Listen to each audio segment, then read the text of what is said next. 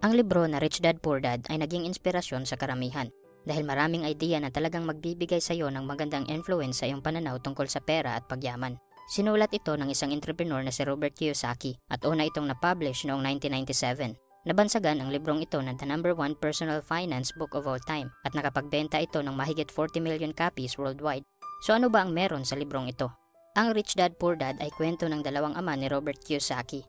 Ang kanyang tunay na ama o ang tinatawag niyang poor dad dahil kahit gaano pa kalaki ang kinikita nitong pera, palagi pa rin itong kinakapos at baon sa utang.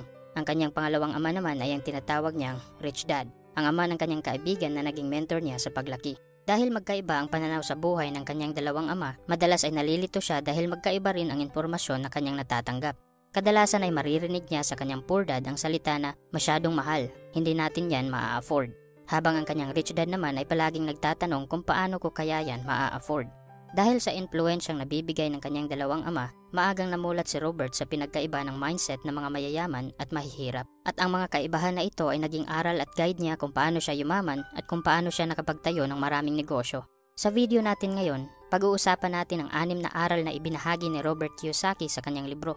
I encourage you na panoorin mo ang buong video dahil dito mo malalaman kung ano ang meron sa mga mayayaman na wala sa mga mahihirap at middle class.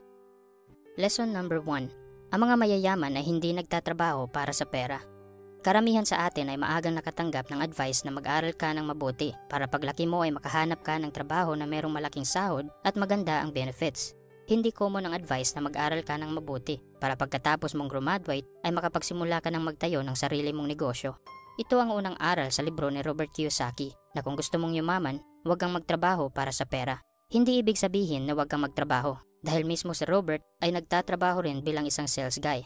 Ang nais niyang iparating sa aral na ito ay baguhin mo ang iyong employee mindset dahil hindi ka yayaman kung magtatrabaho ka lang dahil wala kang control. Wala kang control sa kung magkano ang tax na makakaltas sa iyong sahod, sa haba ng oras ng iyong pagtatrabaho at sa kung magkano ang halaga ng iyong oras. Sinabi ni Robert na kung ayaw mong magaya sa karamihan na nagtatrabaho habang buhay, dapat ay i-master mo na maging in control sa iyong emosyon, especially sa emosyon ng fear at greed. Isa sa mga dahilan kung bakit ang karamihan ay stuck sa kanilang trabaho, hindi dahil gusto lang nilang magtrabaho. Sa halip, ito ay galing sa takot na mawalan sila ng pera. Kaya naman ay patuloy silang nagtatrabaho para kumita pa ng maraming pera. Pero ang madalas na pagkakamali ay sa tuwing nakakatanggap naman sila ng pera, hindi natakot ang nasa kanilang emosyon dahil pinalitan na ito ng pagnanais sa mga bagay na mabibili ng pera. Ang ganitong cycle, trabaho, income, gastos, ay ang tinatawag na rat race. Dahil kahit gaano pa kalaki ang kikitain ng isang tao sa kanyang trabaho, kung palagi naman niya itong nauubos sa kanyang mga luho, wala pa ring improvement ang kanyang finances at magtatrabaho pa rin siya habang buhay. Kaya ito ang lagi mong tandaan, hindi pera ang solusyon sa iyong money problems. Dahil konting disiplina o pagkontrol ng iyong emosyon at tamang mindset lang ang iyong kailangan para mabigyan mo ng solusyon ang iyong problema ngayon at para makalabas ka sa rat race. Lesson number 2. Dapat meron kang financial literacy. Lahat ng tao ay merong problema pagdating sa pera at ang madalas na problema ay ang kakulangan nito. Isa sa mga rason kung bakit maraming taong naghihirap dahil ang subject ng pera ay hindi priority na itinuturo sa eskwelahan. Marami sa atin ang nakapagtapos ng pag-aaral. Maraming alam tungkol sa science, sa math, sa history, pero sa kasamaang palad, walang alam tungkol sa pera. Sinabi ni Robert na kung gusto mong yumaman, dapat meron kang financial literacy. At ang pinaka-foundation ng financial literacy ay ang konsepto ng cash flow. Ang cash flow ay ang kabuuang pera na dumadaloy palabas o papasok. Isang paraan para madali mong malaman ang tunay na pagdaloy ng iyong pera ay paggagamit ka ng financial statement. Nahahati sa dalawang bahagi ang financial statement. Unang bahagi ay ang income statement. Dito mo masusukat ang iyong total na income at total na expenses. Pangalawang bahagi naman ng financial statement ay ang balance sheet. Ito ang tagabalanse ng iyong mga asset at liability. So ano ba ang ibig sabihin ng asset at liability? Ang asset ay ang mga bagay na nagbibigay sa iyo ng income, habang ang liability naman ay ang mga bagay na nagbibigay sa iyo ng gastos.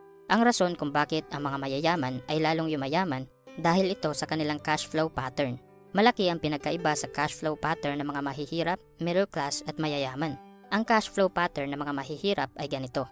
Sa tuwing nakakatanggap sila ng pera, dumadaloy ito lahat sa kanilang expenses. Kaya kahit gustuhin man nila na yumaman, kung meron silang ganitong uri ng cash flow, wala pa ring magbabago sa kanila. Ganito naman ang cash flow pattern ng mga middle class. Ang pera na galing sa kanilang income ay napunta sa liability o mga bagay na nagbibigay sa kanila ng gastos every month. Mahihirapan din silang yumaman sa ganitong uri ng cash flow pattern.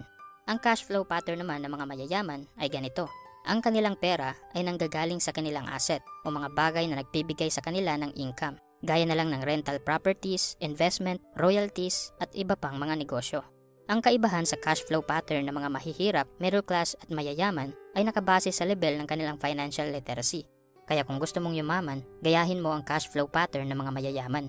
Alamin mo rin kung ano ang pinagkaiba ng asset at liability at mag-acquire ka lang palagi ng asset.